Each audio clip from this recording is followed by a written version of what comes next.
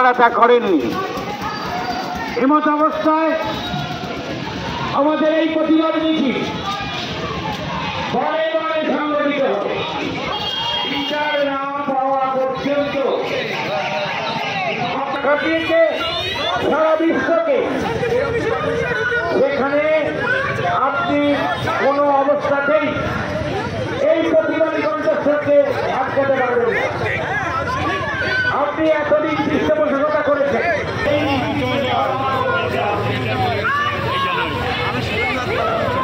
আপনাদের পৃষ্ঠপোষকতায় যে তীব্রতা দিয়ে ঘটনা ঘটল।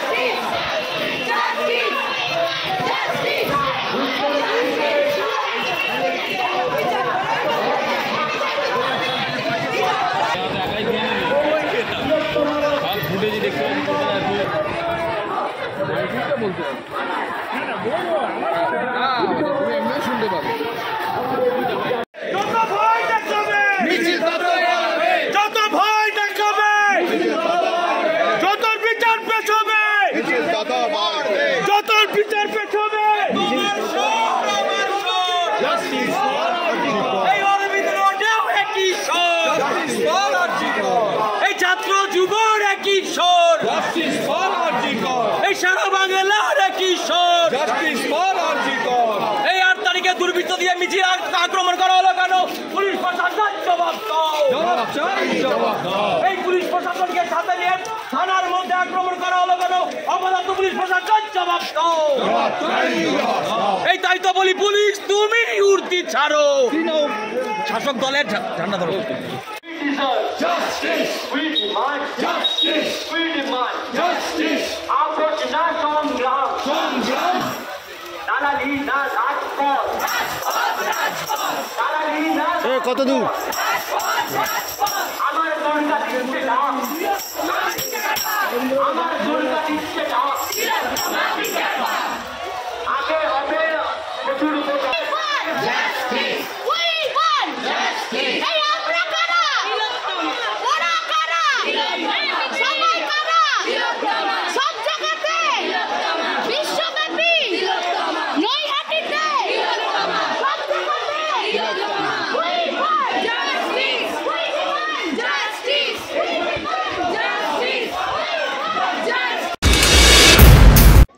আরও বড় বড় মানে রাঘব বোয়ালরা গ্রেপ্তার হবে, তার কারণ সঠিক তদন্ত বহুদিন ধরেই পশ্চিমবাংলায় হচ্ছে না।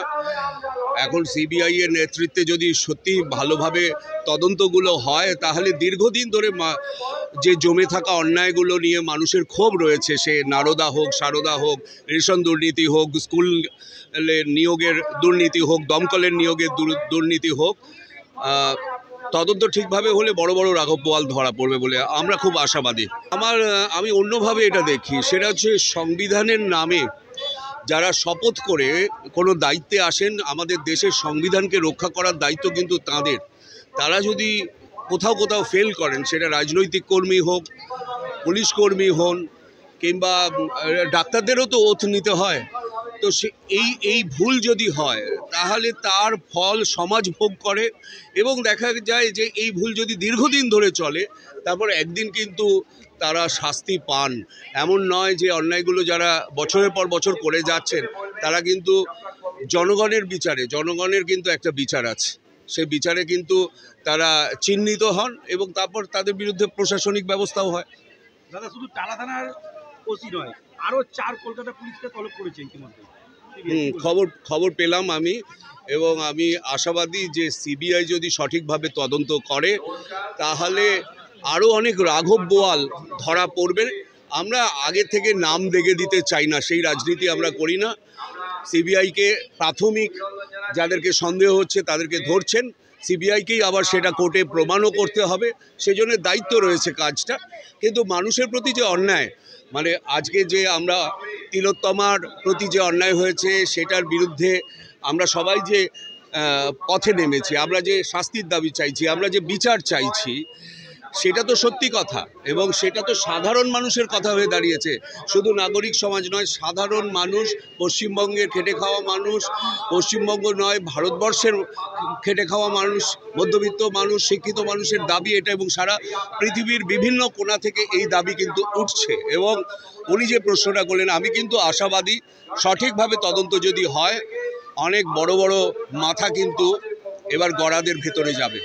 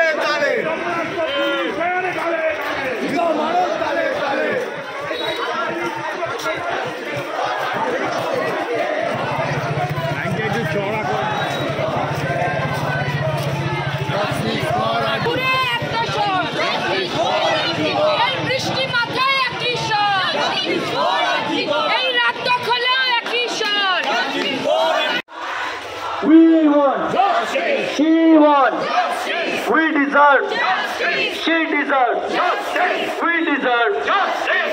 I deserve. Justice. She deserves. Justice. We deserve. Justice. She deserves. Justice. Fight for.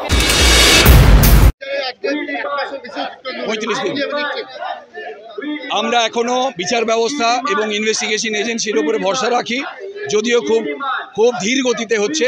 আমরা আরো দ্রুততার সাথে আশা করি তারা এই ব্যবস্থা নেবেন। লাইভ স্ট্রিমিং করার ক্ষেত্রে আমরা যেটুকু আইন বুঝি তাতে খুব অসুবিধে ছিল না। সাবজুডিস বলে যে কথা ব্যবহার করা হচ্ছে, এটা সেই অর্থে কোনো সাবজুডিস ম্যাটার না, আলোচনা হতেই পারে। আমরা তো কোনো কোর্টের বিচার প্রক্রিয়া চালাচ্ছি না, ওখানে তো কোনো এভিডেন্স নেওয়া হচ্ছে না কি জুনিয়র ডাক্তার থেকে এভিডেন্স নিচ্ছেন মুখ্যমন্ত্রী। এটা ছিল আলোচনা, মুখ্যমন্ত্রীর সাথে 5 দফা দাবি নিয়ে ছাত্রছাত্রীদের, স্টুডেন্টদের, জুনিয়র ডাক্তারদের আলোচনা ছিল, সে আলোচনা করাই যেত।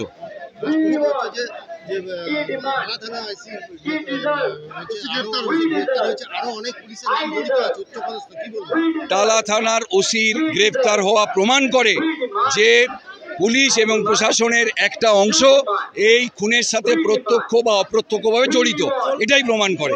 এখন মাথা কত দূর অবধি পৌঁছবে আমরা সেটাই দেখতে চাই। আমি তো সেটাই বলতে চাইছি, টালা থানার ওসি অ্যারেস্ট প্রমাণ করে যে পুলিশের একটা অংশ প্রত্যক্ষ বা অপ্রত্যক্ষভাবে এই খুনের সাথে জড়িত, এবং আমরা দেখতে চাই এই খুনের মাথা কত দূর অবধি আছে। আমরা আরেকদিকে দেখুন, স্বাস্থ্য প্রশাসনের একজন principal doctor Sandip Ghosh arrest হয়েছেন, সেটাও তো প্রমাণ করে স্বাস্থ্য দপ্তরের মধ্যে একটা অংশ এই খুনের সাথে প্রত্যক্ষ অপ্রত্যক্ষভাবে জড়িত।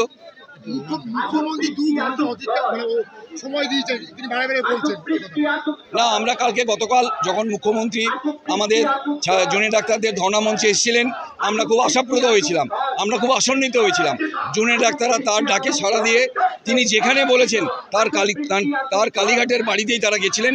কিন্তু তারা যে ছোট ছোট 2টি ডিমান্ড করেছিলেন স্বচ্ছতার প্রশ্নে, যে অন্তত মিছিলটা, আমাদের যে মিটিংটা, যেটা একটা ভিডিওগ্রাফি বা কোনো রেকর্ড রাখা হোক, অ্যাটলিস্ট মিনিটস রাখা হোক। কিন্তু দেখা গেল ঘটনাক্রমে সেই জায়গায় না গিয়ে আলোচনাটাই হলো না, 5 দফা দাবি আমাদের কাছে প্রকাশ্যে এলো না। ডাক্তার তমনাশ চৌধুরী।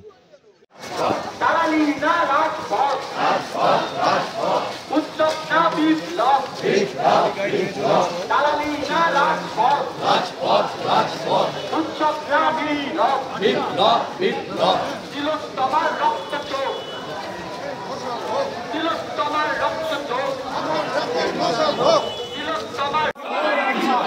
ঘরে ঘরে একই স্বর, এই ছাত্র সমাজ একই স্বর।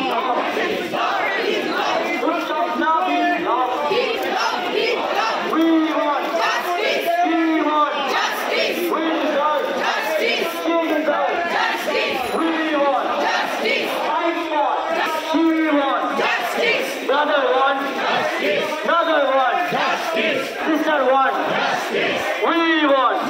I want. Justice. उत्सव ना विप्लव. विप्लव. विप्लव. उत्सव ना विप्लव. विप्लव. विप्लव. उत्सव ना विप्लव. আরো এক অমানসিক ব্যবহার যেটা নৈহাটির বুকে ঘটে গেছে একজন শিক্ষকের উপর, এটা তাদের যে অমানসিক ব্যবহার হয়েছে একজন শিক্ষকের ওপর, সেটা তাদের মানসিকতার পরিচয়।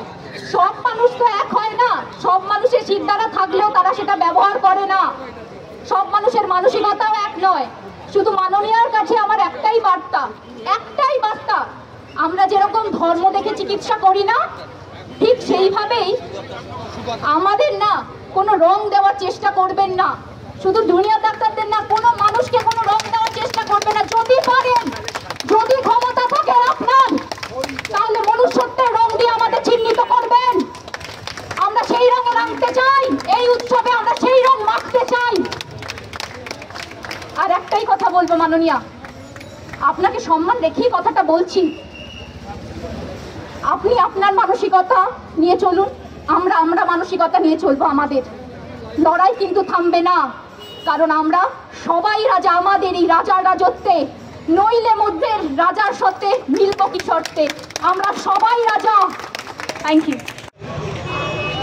আপনাদের আমি একজন, এখন বলবেন আশিস মুখার্জি, মহেন্দ্র স্কুলের প্রাক্তন প্রধান শিক্ষক।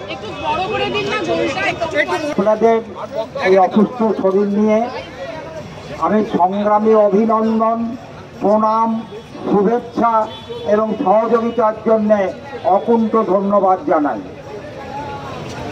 অন্যতম আহ্বায়ক হিসাবে আমি ছিলাম, আছি, থাকব। এই জঘন্য অপরাধকে আর ক্ষমা করা যায় না। এসে বারবার ঘুঘু তুমি খেয়ে যাও ধান, একটার পর একটা আমি বধিব প্রাণ। সদনিষ্ঠারা উঠেছে আজ জেগে, এই দেখো জনতা আছে ফুসে আরে রেগে। এগিয়ে চলো, বলো চলো যাই, সিবিআইকে বলি ভাই বিচার আমার চাই। We want justice.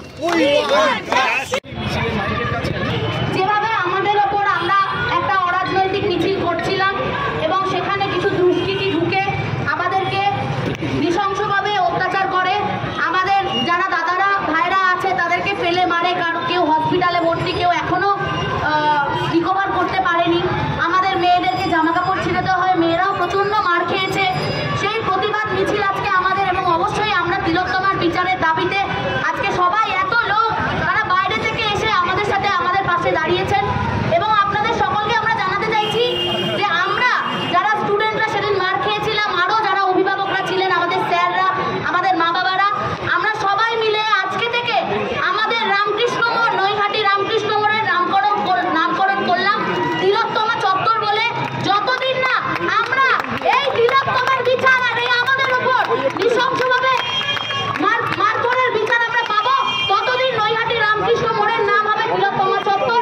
এবং আপনাদের যারা নৈহাটির মানুষ, স্থানীয় মানুষ, তাদের কাছে আমার অনুরোধ থাকবে যে আপনারা দয়া করে যখন রামকৃষ্ণ মোড়ের দিকে আসবেন, আপনারা তিলোত্তমা চত্বর বলে রামকৃষ্ণ মোড়টাকে উল্লেখ করবেন। ধন্যবাদ।